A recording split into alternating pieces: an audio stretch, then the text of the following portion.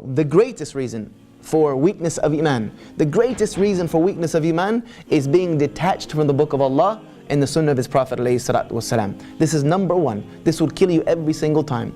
If you are detached from the book of Allah, meaning you don't read it, you don't ponder upon its meanings, you don't memorize it, you don't try to implement it in your life, then you cannot be wondering why your Iman is weak.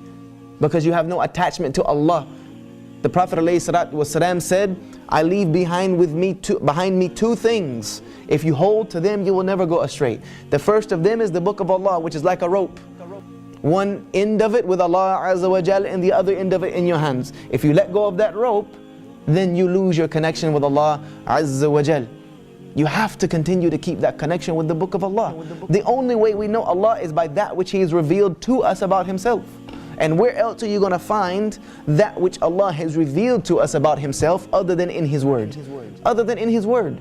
This is the words of Allah Azza wa Jal. This is as close as you're going to get to being near to Allah in this life, is through your connection to Allah through His book. Because even in our salah, people say, yeah, our salah is our connection with Allah. Is there any salah that is valid without the book of Allah in it?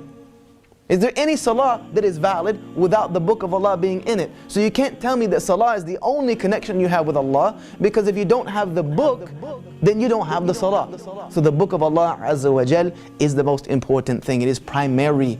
It is primary. I can't stress the importance enough that if you don't pick up the Qur'an at least once a day, in the morning or in the evening or any time, and at least thumb through something and try to understand it, then you have lost a severe connection with Allah Azza wa Jal. You've lost it. And if you just read the Arabic, mashallah, may Allah reward you with the hasanat of every single letter you read. But if you don't understand it, what is it going to do for you?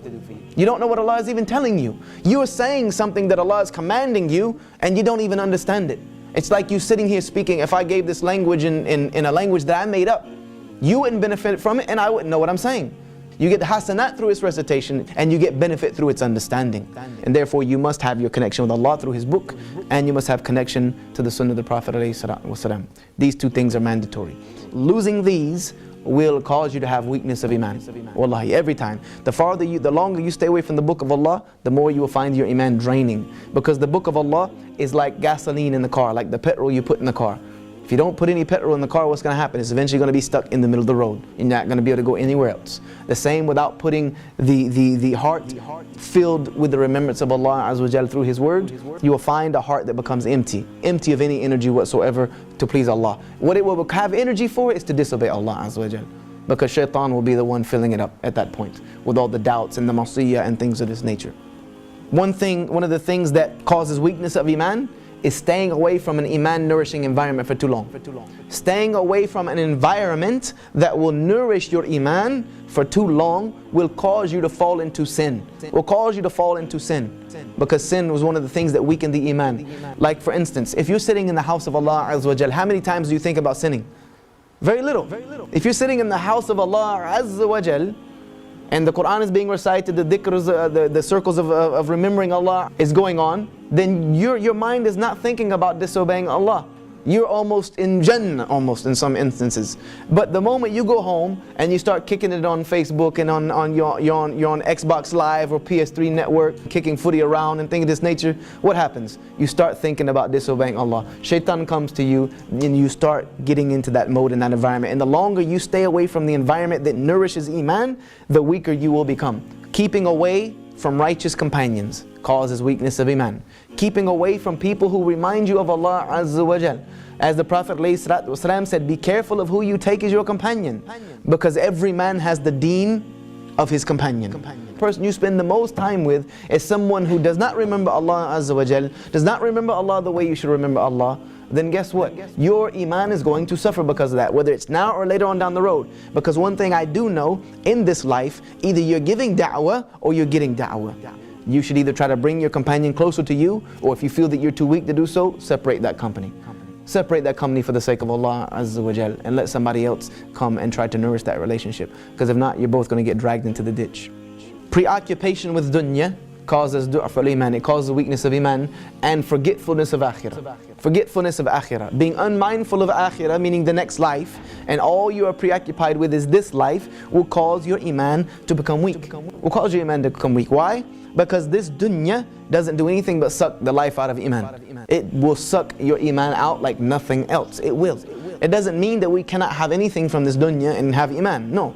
But it must be in some balance. رَبَّنَا أَتِنَّا فِي الدُّنْيَا حَسَنَةً وَفِي الْآخِرَةِ حَسَنَةً وَقِنَا عَذَابَ النَّارِ. We ask Allah for the good of the life and the next, but upon that we ask for Allah to save us from the punishment of the next life. The Prophet ﷺ said, he is doomed who is the slave of the dinar and the dirham. That the person who is the slave of money is doomed. They're doomed. If all you do is a slave to the job, you're a slave to the paycheck. Every week you're a slave to this check. Then you're doomed. You're doomed. It doesn't mean you don't need to go out and work. You must work, but work is ibadah. You need to understand that your work is an ibadah in and of itself.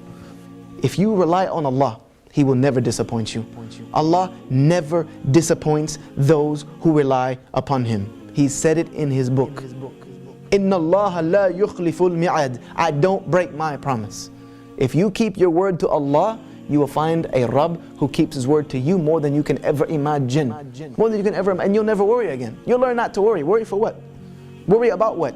Oh, everything's falling down around us. Well, then Allah is tearing it down so He can build something better. MashaAllah, tabarakallah. We thank Allah for that. If we have a little bit of hardship in between, you're not going to get the Jannah with an easy life. Jannah is surrounded by hardship, and some of us think that we can catapult ourselves over the hardship and land directly in the middle of Jannah. It doesn't work like that. You need to go through the hardship to get there. One thing we need to understand about iman before I tell you how to fix iman is you need to understand the Prophet ﷺ said, faith wears out in the heart the same way clothes wear out. That iman wears out in the heart the same way that if you wear clothes, they wear out. They constantly need to be cleaned and renewed, and you need to put on new ones. It constantly needs to renew. So he said, ask Allah to renew your heart. Ya muqallibal qulub thabit qalbi ala dinik. He said, the Prophet ﷺ told people, ask Allah to renew your heart. We also need to understand that it is part of our aqeedah that iman rises and falls. You have to understand that, or you're going to always think that you're a hypocrite. And if you do always think you're a hypocrite, it's a sign of iman as well. It's a sign of iman. Don't always beat yourself up because you think you have become a hypocrite. There was a companion named Handala who was walking in the streets of Medina one day, and Abu Bakr encountered him. Assalamu alaikum ya Handala. He said, stay away from me because I have become a hypocrite. I have become a hypocrite, so please stay away from me. Save yourself from my nifaq. Abu Bakr is like, what? What's going on? How? He said, you know, when we're with the Prophet ﷺ, I feel like I can see Jannah. When he tells us about Jannah, it's as if we can see it. When he tells us about Nar, it's as if we can feel it. And then I go home with my family, and you know, it just goes straight down. The wife is, you know, talking about this, and the kids are doing that, and next thing you know, my iman has fallen. Abu Bakr said, Subhanallah, if this is nifaq, then I'm a hypocrite too. So we need to go to the Prophet ﷺ. So they went to the Prophet ﷺ and told him what happened, and he laughed at them. He laughed at them. He said, you know, if you were like you are when you're with me all the time, meaning if your iman was so high like you are, you know when you're playing Tarawih Salah, how your iman is floating through the roof. He said, if you're like that all the time, then angels would leave the heavens and come down on earth and shake hands with you and give you glad tidings of Jannah every day. It's not like that. He said iman rises and falls. Rises and falls. The thing we need to try to fix though is that it doesn't fall to the point to where we fall into sin. It's like a muscle. We have to learn that iman is a muscle. It is a muscle. If I go to the gym, would I pick up the 50-pound weight first and just start chucking that thing over my head if I'd never worked out before?